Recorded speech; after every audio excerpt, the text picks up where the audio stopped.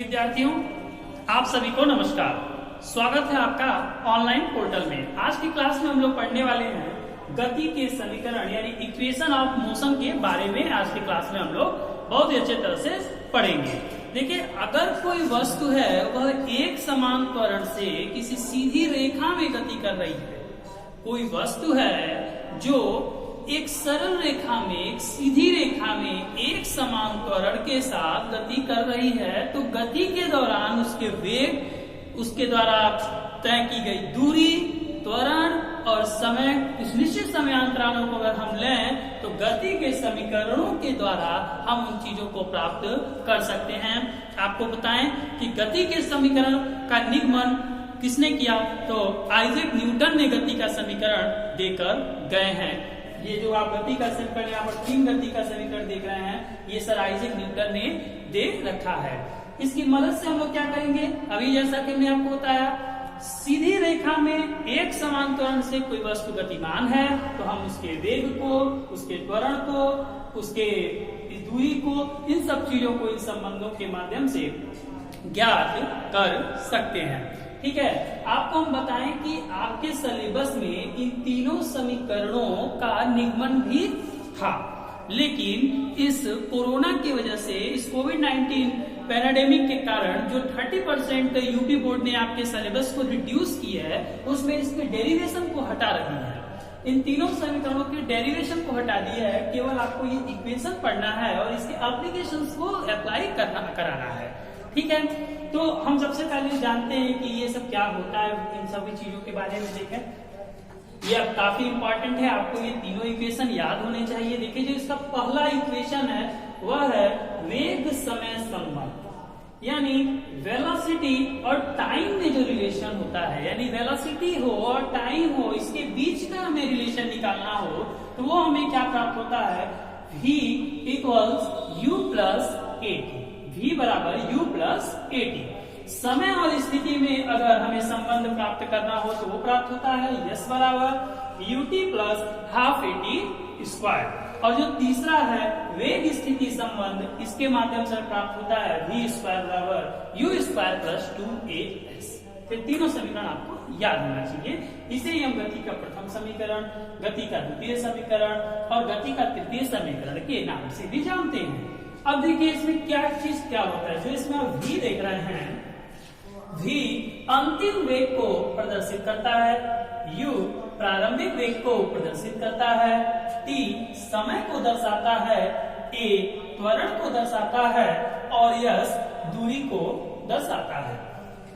अगर कुछ मेरे पास टाइम बचेगा तो हम इसका आपको फार्मूला का इक्वेशन का डेरिवेशन भी करा देंगे, टाइम के अकॉर्डिंग हम करेंगे। अभी फिलहाल हम आपको इतना बता दे रहे हैं, इन चीजों को आप समझ लीजिए। ये तीन समीकरण हो गए।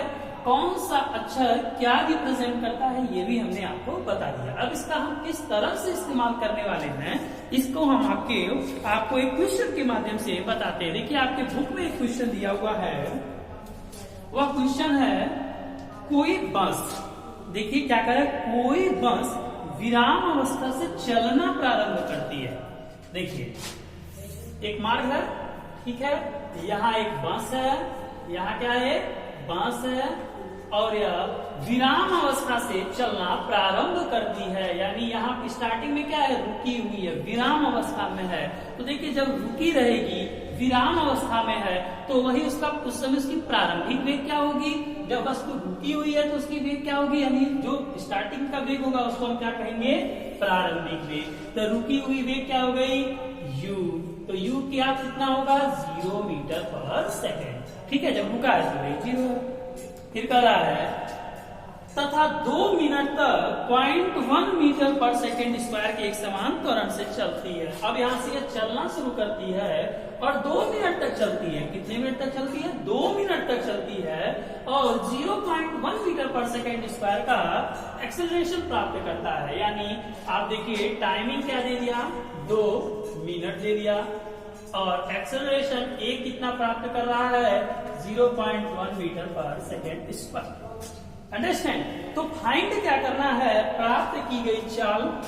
पहला क्या चीज पता करना है, प्राप्त की गई चाल, प्राप्त की गई चाल और दूसरा चीज क्या पता करना है, तय की गई दूरी, तय की गई दूरी, इस चीज को पता करना है।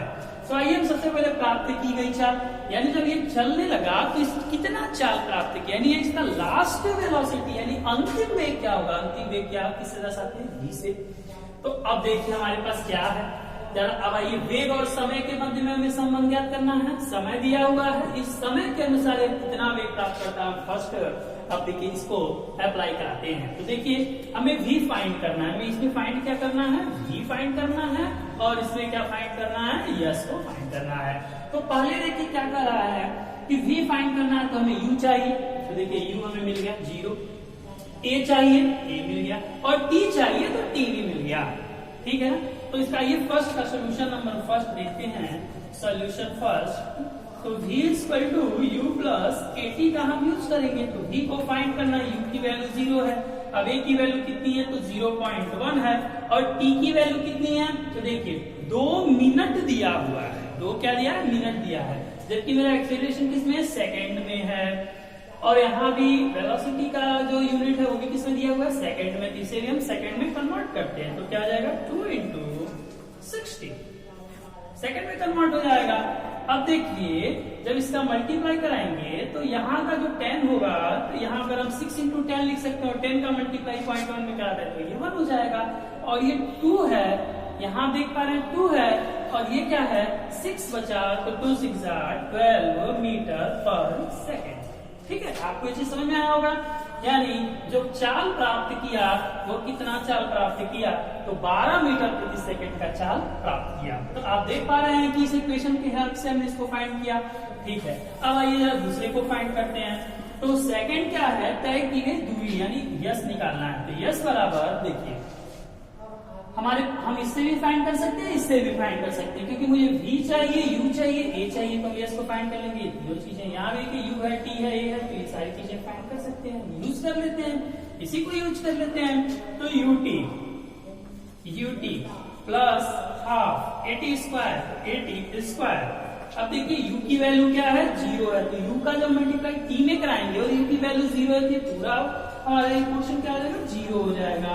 अब यहाँ हाफ हो जाएगा, a की वैल्यू कितनी है 0.1, और t स्क्वायर, तो t जो ये आप देख पा रहे हैं 2 मिनट में है, सेकंड में करेंगे तो 120 आएगा, तो 120 × 120, अंडरस्टैंड। अगर हम इसको 2 से कैंसिल करते हैं तो 2 6 12 और 0, और यहाँ के 10 से इसमें मल्टीप्लाई करते हैं तो ये 1 हो जाएगा, और ये हमारा 6 होगा, और ये 120 होगा, तो इसका अगर हम मल्टीप्लाई करा देंगे तो कितना हो जाएगा, देखिए इस 10 का इसमें मल्टीप्लाई करा देंगे तो 1 हो जाएगा, ये हमारा 120 हो जाएगा, और ये क्या हो जाएगा 6 हो जाएगा। जब ये मल्टीप्लाई होगा तो क्या हो जाएगा, ये तो 1 है, 12 6 72 यानी 72, और ये 0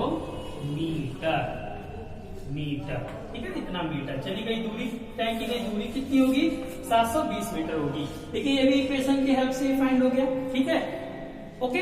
तो ये सारी चीजें आपको समझ में आई होंगी। अब जो मैं कल आपको वीडियो दूंगा उसमें आप कुछ न्यूमेरिकल्स आपको सॉल्व कराने वाले हैं, कुछ इंटेक्स्ट एक्सरसाइज, यानी किताब में आप देख रहे होंगे तो आपके पाठ के अंदर भी कुछ प्रश्न दिए गए होंगे, और प्रश्नावली में तो प्रश्न है ही है, तो पाठ के अंदर जो प्रश्न दिए गए उन्हें भी हल कराएंगे, और जो अभ्यास के प्रश्न है उन्हें भी हल कराएंगे। आज के वीडियो में बस इतना ही, तब तक के लिए आप सभी का बहुत बहुत धन्यवाद।